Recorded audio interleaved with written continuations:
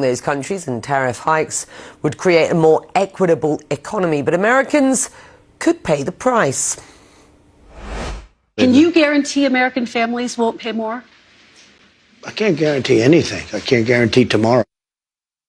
Well, the incoming US president also spoke about his plan to begin mass deportations right away when he takes office. Now, he pledged to prioritize deportations of migrants with criminal records, and he said he would work to end birthright citizenship, even though that is part of the 14th Amendment of the Constitution of America. But Trump indicated he is open to working with Democrats to protect those who are known as dreamers brought to the US as children.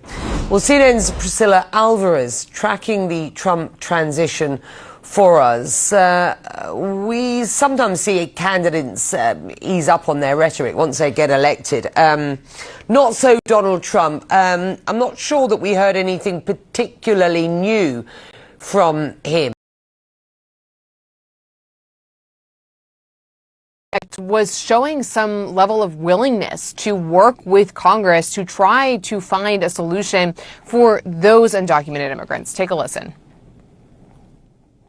And we have to do something about the dreamers, because these are people that have been brought here at a very young age, and many of these are middle-aged people now.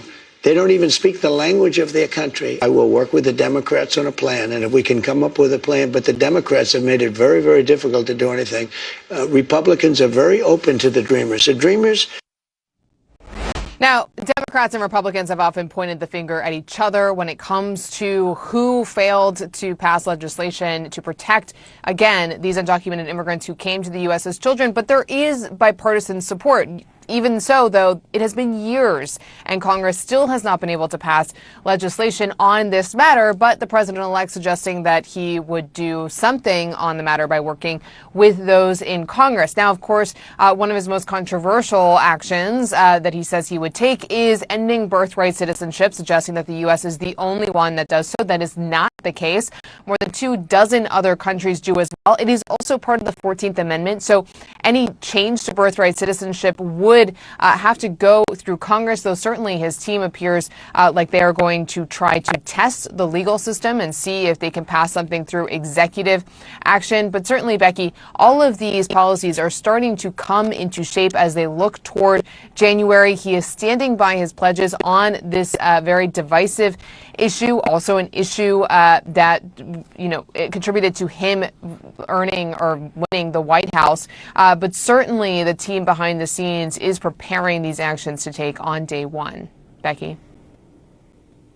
Yeah, it's good to have you, Priscilla. Thank you very much indeed. And of course, January the 20th, all change in the US, all change today in Syria.